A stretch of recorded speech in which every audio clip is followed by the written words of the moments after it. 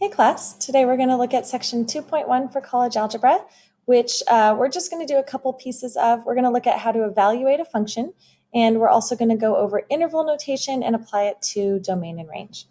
So first we're going to start with this quick example, example 4.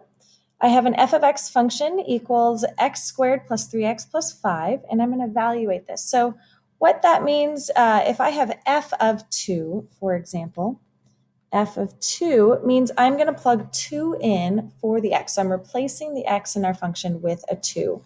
Another way to think of this f of x function is f of something equals that something squared plus 3 times that something plus 5.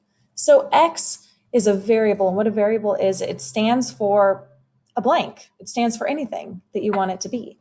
And instead of just leaving blanks all over the place, we use x's or different variables. So we can input anything we want to into that blank.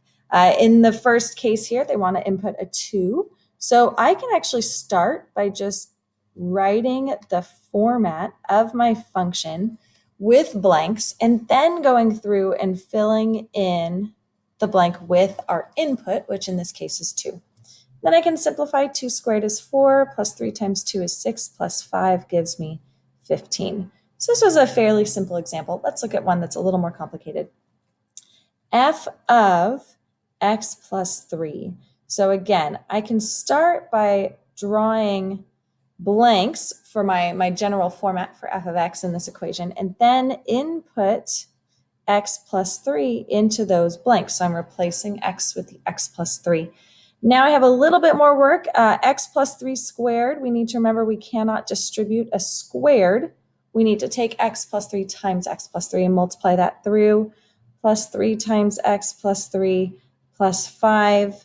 So distributing x to both parts and then 3 to both parts, we get x squared plus 3x plus another 3x plus 9. And then distributing this 3 in, I've got plus 3x plus 9 and then plus 5. Now we can simplify all of our like terms. I have 1x squared. Remember, like terms needs to have the same variable and the same exponent. So x squared is kind of all on its own. There are no more x squareds to combine it with. And then I have 3, 6, 9 x's. So 3 sets of 3x. So we have 9x plus, and then 9 plus 9 is 18, plus 5 is 23. And there is our function for f of x plus 3. Last one, we're going to do f of negative x. So again, I can start by writing my format for my equation with the blanks in there, and then input a negative x into those blanks. Now remember, negative x times negative, I'll write this, negative x times negative x plus 3 times negative x plus 5. So we get a positive x squared, negative times negative, minus 3x plus 5.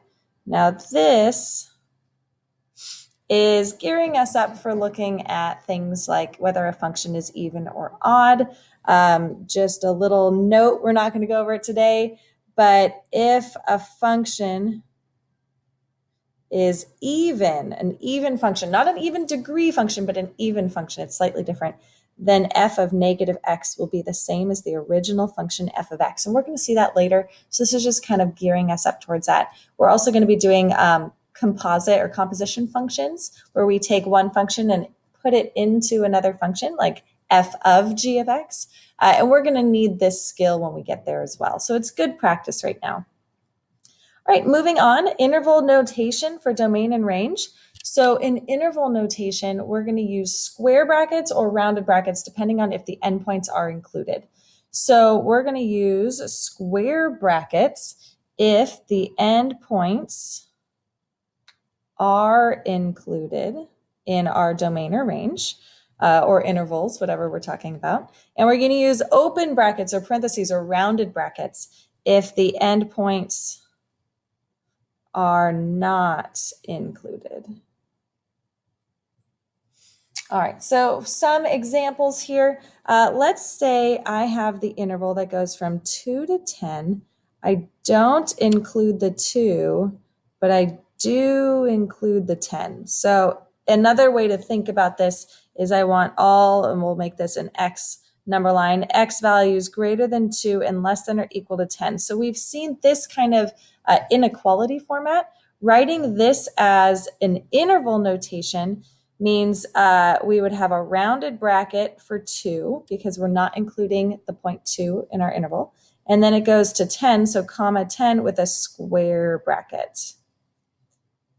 Interval notation is simpler. It's really nice. But one thing to note, you always do your intervals from least to greatest. So I wouldn't write that interval from 10 to 2. We always go from lowest to highest number, and you'll definitely want to make sure you practice that. All right, on the next page, we're going to talk about domain and range a little bit. There's an example up here you can look at. If we look at figure 2.14, and it has a nice little visual for you. The domain goes from -4 to +2, and those 2 points are closed, so they're included. So my domain would go from -4 square bracket to +2 square bracket. My range goes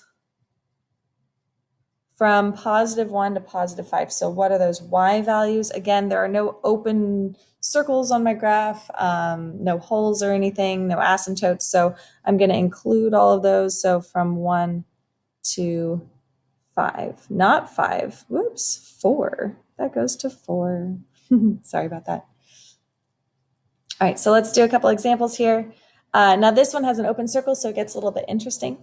We can look, and I'm going to use a couple different colors.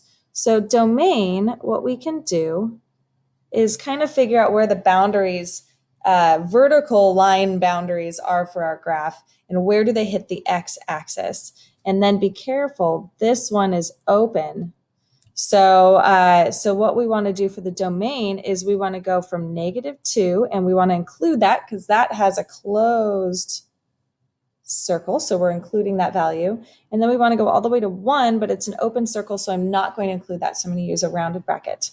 Now for range, it's a little tricky. So here's where it starts, and then here's where it stops. Now I know that that point at 1, 2, the coordinate point 1, 2 was an open point, but where our range starts isn't an open point. This is not open. That's just a solid part of our graph. So I'm going to start at 1 with a square bracket, and I'm going to go up to 5 with a square bracket as well. So be really careful. Those open circles can kind of throw us off a little bit. All right, next for part D here. So our domain is a little different this time. It goes up to 4, and then is all the way down forever. So our domain goes from -infinity to +4. Now we include +4, but we do not include -infinity because infinity isn't really a number. You can't actually get there. So we always use rounded brackets or parentheses for infinities.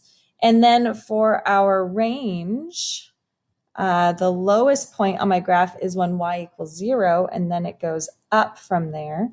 So a square bracket at 0, because that's a closed circle where it starts, and then all the way up to infinity with a rounded bracket. All right, and then I'm going to let you guys finish the notes based on our filled in notes on our course calendar, and that'll be it for our lesson today.